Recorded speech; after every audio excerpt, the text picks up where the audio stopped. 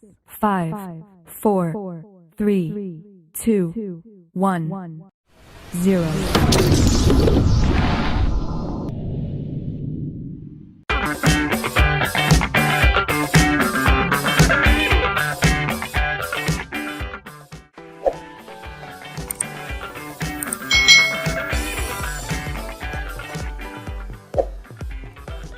Hai hai hai, selamat datang di channel YouTube Kak Citra. Apa kabar adik-adik semuanya? Kak Citra berharap kalian dalam keadaan baik, sehat, dan siap untuk belajar ya. Hari ini kita akan belajar bersama-sama untuk mata pelajaran tematik kelas 1. Kita belajar di tema 6, lingkungan yang bersih, sehat, dan asri. Subtema 2, lingkungan sekitar rumahku, pembelajaran yang ke-6 adik-adik. Mari adik-adik kita belajar dengan penuh semangat. Adik-adik, Lani sedang bercakap-cakap dengan teman-temannya. Mereka ingin lingkungan tetap bersih. Lengkapilah percakapan Lani, gunakan kata ajakan. Adik-adik tentunya masih ingat ya, kata ajakan itu ada ayo, mari, dan yuk ya. Nah, sekarang di sini ada percakapan akan kita lengkapi dengan kata ajakan. Lingkungan rumahku tidak bersih, sampah menumpuk di jalan. Lalat berterbangan di mana-mana. Banyak anak terkena diare, kata Lani.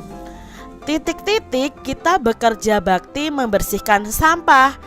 Ajak Siti. Kira-kira titik-titiknya ini diisi kata ajakan apa ya?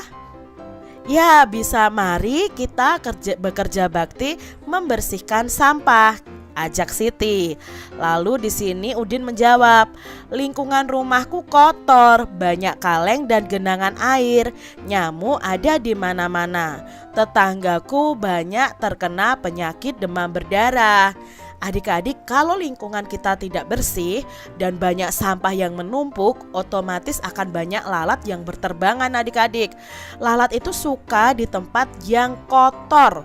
Nah, ketika dia hinggap di tempat yang kotor, misalnya sampah, dia akan terbang ke makanan kita yang tidak kita tutup.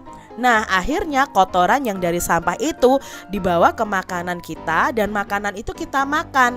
Akhirnya kita bisa sakit perut dan bisa kena diare. Maka jangan sampai ya ada sampah yang menumpuk di sekitar rumah kalian adik-adik. Dan tetap jaga makanan dan minuman supaya tertutup. Jadi terhindar dari lalat.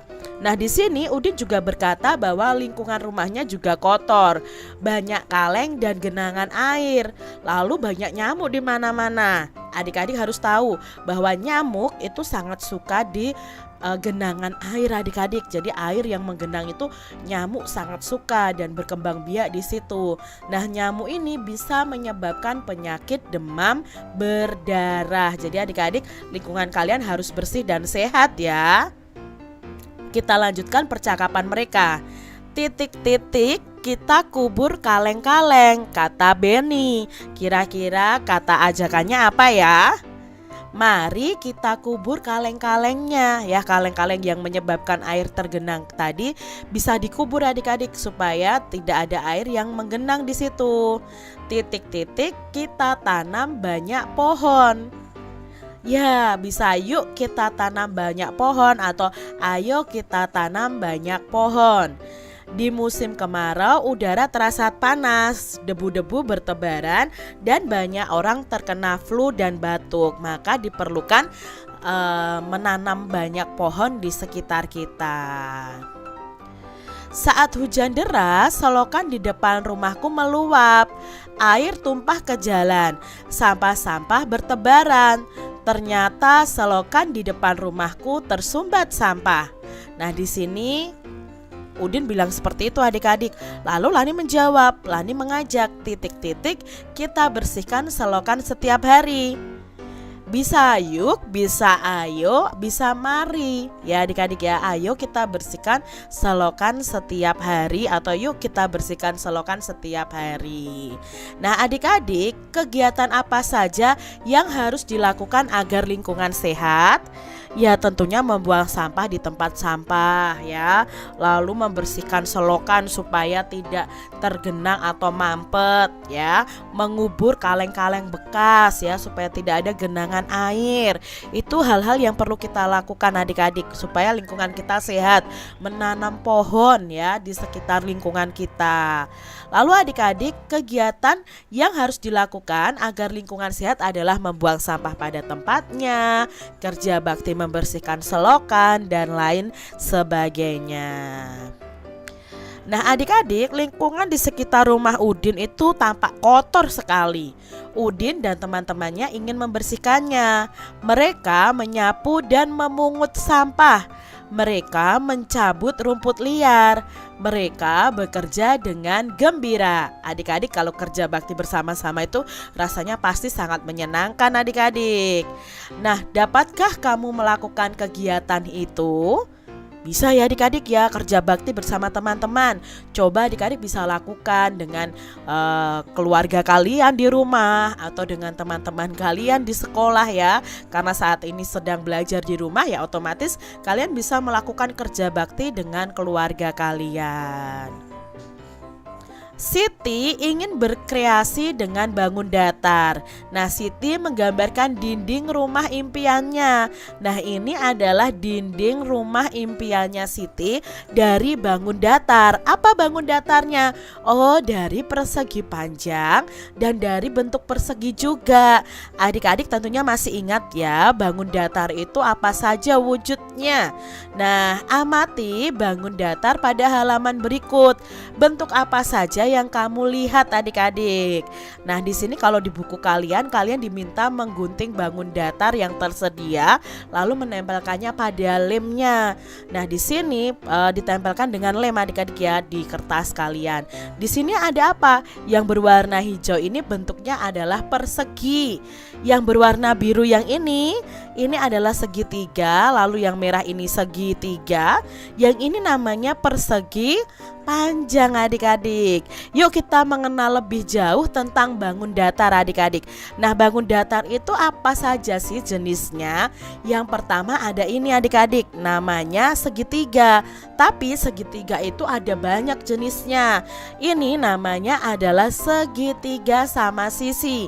Mengapa dikatakan segitiga sama sisi? Karena ketiga garisnya ini panjangnya nanti sama adik-adik.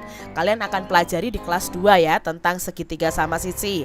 Lalu ini namanya adalah segitiga sama kaki karena panjang sisinya atau garisnya ini hanya 2 yang panjangnya sama. Yang bawah ini panjangnya berbeda, maka disebut segitiga sama kaki. Lalu ada segitiga siku-siku. Nah, ujungnya, salah satu ujungnya ada yang seperti ini membentuk huruf L, atau nanti kalian akan belajar di kelas 2 bahwa segitiga siku-siku itu salah satu sudutnya itu 90 derajat. Tapi adik-adik saat ini hanya mengenal saja, oh segitiga siku-siku tuh bentuknya seperti ini. Lalu ada segitiga sembarang. Segitiga sembarang itu ketiga garisnya ini ukuran panjangnya berbeda-beda. Ya, itu tadi macam-macam segitiga. Sekarang kita belajar segi empat. Nah, di sini ini namanya adalah belah ketupat adik-adik ya. Hampir sama dengan persegi, tapi ini namanya belah ketupat. Lalu ini nih adik-adik ya, pernah bermain mainan yang bentuknya seperti ini. Nah, ini itu bangun datar namanya layang-layang adik-adik ya. Berikutnya ada bangun datar seperti ini. Nah, ini kalian sudah mengenal namanya persegi. Lalu yang ini namanya persegi panjang. Berikutnya adik-adik ada kalau agak miring seperti ini ya, seperti persegi tapi sisinya yang ini, garisnya yang ini miring nih. Nah, ini namanya adalah jajar genjang. Kalau seperti ini bentuknya ya, seperti atap rumah, nah itu namanya trapesium ya. Lalu ada juga bangun datar seperti ini namanya segi lima. Lalu kalau seperti ini namanya segi enam. Lalu bangun yang terakhir seperti ini bangunnya, namanya adalah lingkaran. Jadi itu tadi macam-macam bangun datar. Coba amati benda-benda di sekitar kalian, lalu kalian sebutkan itu termasuk dalam bangun datar apa ya? Contohnya kalau pintu, oh pintu itu persegi panjang. Nah, buku, oh buku itu juga persegi panjang. Uang logam, oh uang logam itu termasuk dalam bangun datar, lingkaran, dan lain sebagainya. Demikian tadi adik-adik pembahasan kita di tema 6 subtema 2 pembelajaran yang ke-6. Semoga video pembelajaran ini bermanfaat untuk adik-adik semuanya, dan sampai jumpa lagi di video pembelajaran Kak Citra selanjutnya. Tuhan memberkati. Jangan lupa tekan tombol subscribe, lalu tekan loncengnya, tekan juga tombol like, lalu share ke media sosial kalian. Jangan lupa untuk ikuti media sosial Kak Citra. Terima kasih.